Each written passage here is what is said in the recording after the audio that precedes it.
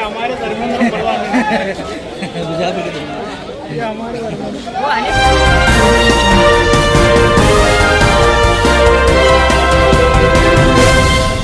TV ನ್ಯೂಸ್ಗೆ ಸ್ವಾಗತ. ನಾನು ಸಾನಿಯಾ. ಬನ್ನಿ ನೋಡೋಣ ಇವತ್ತಿಂದು ಹೊಸ ಅಪ್ಡೇಟ್. ಇಂದು ವಕೀಲರ ಸಂಘ ವತಿಯಿಂದ ಬಿಸಿಯವರಿಗೆ ಮನವಿ ಮಾಡೋದಾಯ್ತು.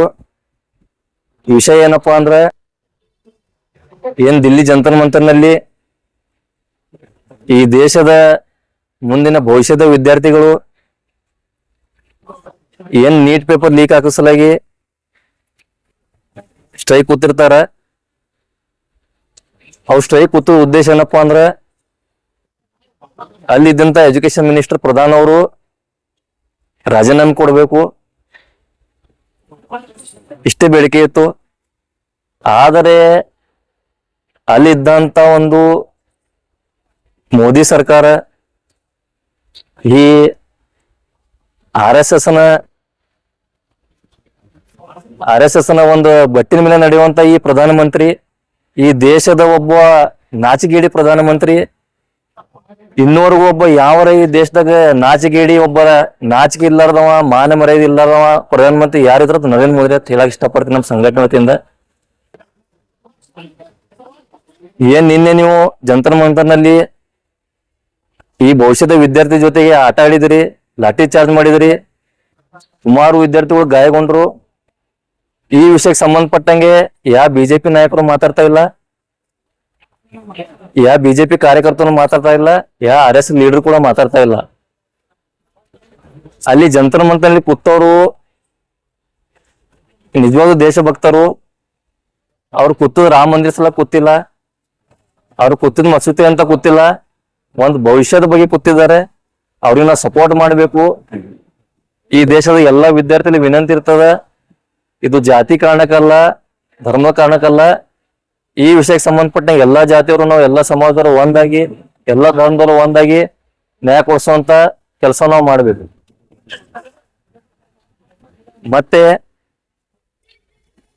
ಅಲ್ಲಿದ್ದಂತ ಪೊಲೀಸರಿಗೆ ನಾನೊಂದು ಮಾತು ಹೇಳಕ್ ಇಷ್ಟಪಡ್ತೀನಿ. ನಿಮ್ ಮನೇಲೂ ಕೂಡ ಮಕ್ಕಳು ಅದಾರ, ನಿಮ್ ಮಕ್ಕಳ ಫ್ಯೂಚರ್ ಕೂಡ ನಿಮ್ ಕೈಲಿ ಇರ್ತದ. ಆದ್ರೆ ಈ ವಿಷಯಕ್ಕೆ ಸಂಬಂಧಪಟ್ಟ ನೀವು ಯಾತ್ರ ನಿಮ್ ಹೆಂಡ್ರ ಮಕ್ಕಳು ಮಾರಿ ತೋರಿಸಿದ್ರ ಅಂತ ನಮಗ್ ಗೊತ್ತಿಲ್ಲ. ಇದು ನಿಮ್ಗೂ ನಾಚಿಗಿಡಿ ಸಂಗತಿ ಐತಿ. ಕೆಲವೊಬ್ರು ಅವರು ಪೊಲೀಸರೇ ಇಲ್ಲ, ಅವರು ಹುಡುಗರು ಕಾಣಿಸ್ತಾರ. ಹೌದು, ನಾನು ವಿಡಿಯೋ ನೋಡಿದೇನ್ರಿ, ಕೆಲವೊಂದು ವಿಡಿಯೋ ನೋಡಿದೀನಿ ಸೋಷಿಯಲ್ ಮೀಡಿಯಾದಲ್ಲಿ. ಕೆಲವೊಬ್ರು ದಾಡಿ ಹಾಕೊಂಡು, ಫೇಸ್ ಮಾಸ್ಕ್ ಅನ್ನು ಹಾಕೊಂಡು, ಆರ್ ಎಸ್ ಎಸ್ ಲಾಠಿಯನ್ನ ಹಿಡ್ಕೊಂಡು ದಾದಾಗಿರಿ ಮಾಡತ್ತಾರ. ಇದು ಆರ್ ಎಸ್ ಎಸ್ ಗುಂಡಾಗಳು ಅಂತ ನಾವು ಓಪನ್ ಅಂತ ಹೇಳ್ತೀನಿ. ಯಾಕಂದ್ರೆ ಪೊಲೀಸರು ಯಾರು ದಾಡಿ ಬಿಟ್ಟು, ಪೊಲೀಸರು ಇರ್ಬೇಕಂದ್ರೆ ಶಿಸ್ತ ಡ್ರೆಸ್ ಮೇಲೆ ಇರ್ತಾರ, ಬ್ಯಾಚ್ ಮೇಲೆ ಇರ್ತಾರ, ಅವ್ರೊಂದು ಲಾಠಿ ಬೇರೆನೆ ಇರ್ತದ. ಈ ಮೋದಿ ಏನ್ ಮಾಡ್ತಾನ, ಪೊಲೀಸ್ ಜೊತೆ ಕೆಲವೊಂದು ಆರ್ ಎಸ್ ಎಸ್ ಗುಂಡಾಗಳನ್ನು ಬಿಟ್ಟಿದ ನಾವು ಆರೋಪ ಮಾಡ್ತೀವಿ. ವಿದ್ಯಾರ್ಥಿ ಅಂದ್ರೆ ದೇಶದ ಭವಿಷ್ಯ. ಈ ರೀತಿ ಭವಿಷ್ಯದ ಜೊತೆಗೆ ಖಿಲವಾಡ ಆಗ್ಲಾಗ್ತದಂದ್ರ ಇದು ದೇಶ ಎಲ್ಲೇ ಹೊಂಟದ. ನೋಡ್ರಿ, ಈ ಜಗತ್ನಲ್ಲಿ ನಮ್ ದೇಶ ಅಂದ್ರೆ ನಮಗ್ ಬಹಳ ಹೆಮ್ಮೆ ಅದ.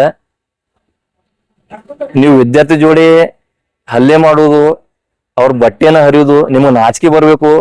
ಒಬ್ಬ ಮಹಿಳೆಯರ ಮೇಲೆ ಕೂಡ ನೀವು ಬಟ್ಟೆ ಹರಿದಿದ್ದೀರಿ.